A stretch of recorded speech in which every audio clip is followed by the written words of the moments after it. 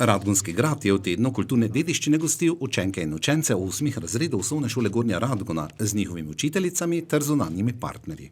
V obliki ogleda in različnih delavnic so tako spoznavali pomen ohranjanja kulturne dediščine, tako stavbne, etnološke, likovne in literarne ter zgodovinska obdobja povezana z nastankom gradu. Koordinatorka kulturno-umetnostne vzgoje Romana Slavič-Žnudel je prvi tovrstni organiziran dan izobraževanja takole obrazložila.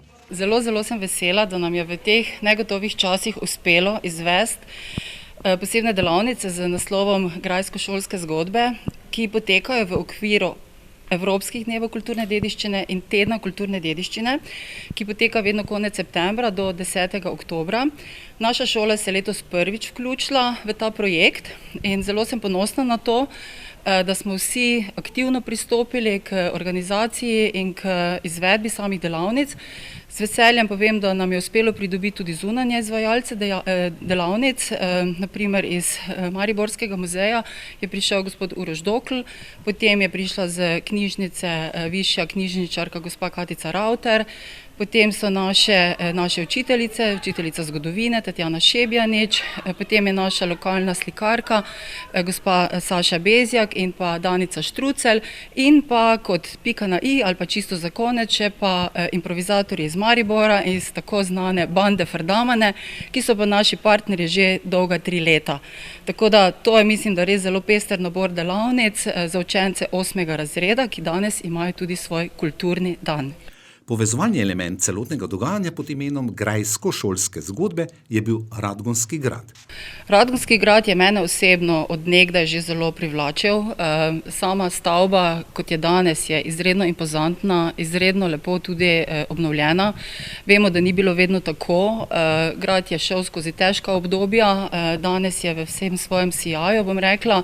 Je pa v njem ohranjena tudi ena soba kot prostor spomina učilnice, ki so bile včasih v tem poslopju, kajti včasih je bila vso osnovnošolsko izobraževanje potekalo na Radgonskem gradu. Tako da je ena povezava tudi z šolanjem in pa gotovo z samim grajskim poslopjem. Radgončani smo od nekdaj že hodili za 1. maj na kres na grad, to je bil poseben dogodek.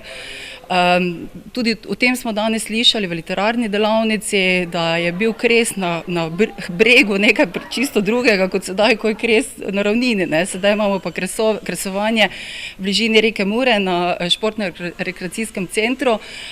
Mi, ki pa smo še hodili na grad, na kres, pa nam je ta vedno ostal v najlepšem spominu. Osnovnošolce je obiskal njihov ravnatelj Dejan Kukolj, ki je raznolikost običajnega pouka v učilnicah od tega v povsem neobičajnem okolju pospremil takole.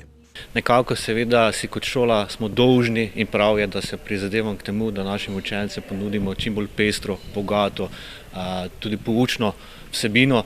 Še toliko bolj smo veseli, da lahko nekako izkoristimo danosti, ki jih naša občina ima. Nekako več čas ugotavljamo, tudi sam kot ravnatelj ugotavljam, da še premalo poznamo naše kulturne spomenike, kot je tudi naš sam grad Gornja Radgona. In vesel sem, da nekako smo bili uslišani, da lahko danes tukaj gostujemo v našem gradu in da te delavnice, ki so res pestre, bogate, v pristnem okolju tudi s tem na ta način obogatimo. Učitelji osnovne šole Gornja Radgona so k izvedbi delavnic povabili zunanje sodelavce partnerjev iz knjižnice Gornja Radgona, likovnega društva Gornja Radgona, Muzeja narodne osvoboditve Maribor, male impro šole Miš, film in fotogroš ter posamezne likovne pedagoginje. Da se je dogodek odvijal na Radgonskem gradu, gre zahvala lastniku gradu in njegovim sodelavcem, kakor tudi občini Gornja Radgona. Uroš Dokl, muzejski svetovalec kustos iz Muzeja narodne osvoboditve Maribor, je vodil zgodovinsko delavnico ter jo predstavil. Osnovnošolce smo skušali predstaviti, zdaj glede na to, da so v takšnem ambientu, seveda tudi tiste drobtinice, kako je pa mogoče vsak dan izgledal, pa ne samo 100 let nazaj, 200 let nazaj, kakšne predmete so imeli, s kakšne predmeti so rokovali, glede na to, da danes uporabljamo različne predmete za iste stvari, kot so jih uporabljali nekoč, tako da smo razdelili nekaj starih predmetov in so jih otroci potem skušali ugotoviti njihovo namembnost. In pa predvsem, če se pogovarjamo o zgodovini, če se pogovarjamo o dediščini, se je treba dotakniti in seveda te stvari so se potem tudi v živo gledali, sprobali, preizkusili. Zadovoljstvom je ocenil tudi povabilo na takšne in podobne delavnice. To, da obstaja nek interes še enkrat za pretekle dejanja, za preteklost z namenom, da bi zaradi tega bila boljša prihodnost, da bi se mladi lažje znašli v novih izzivih, ki jih čakajo. Mislim, da je ključno, da kot kulturni delavci ali pa tudi nenazadnje kot profesori, učitelji stojimo otroku ob strani in takšnim klicem se seveda institucije in posameznik zmeraj z veseljem odzove. Kako pa so učenke in učenci sprejeli realno sliko nekdanjega življenja na gradu v primerjavi s tisto, ki jo nudijo fantazijski filmi in videoigrice? Zgodovina včasih nima konkurence tej ideji, ki jo filmi, risanke predstavljajo. Realnost včasih nima konkurence domišljiji, ki jo na televiziji kažejo, zato jaz mislim, da je za nas strokovne delavce in pa učitelje v tem duhu zelo pomembno, da zaznamo, da vendarle še obstaja med otroci nek občutek afiniteta do pravega, do tistega, kar seveda se navzven tako zelo ne kaže, ampak je potrebno malo nekaj prisluhniti, malo pregledati, si nekaj domisliti in ta, bolj pristen odnos k realnosti in k zgodovini. In takrat, kadar otrok vendarle pokaže nekaj tega, moraš biti seveda, mislim, zelo hvaležen in to zagrabiti in potem to, negovati naprej, seveda na mladih svet stoji.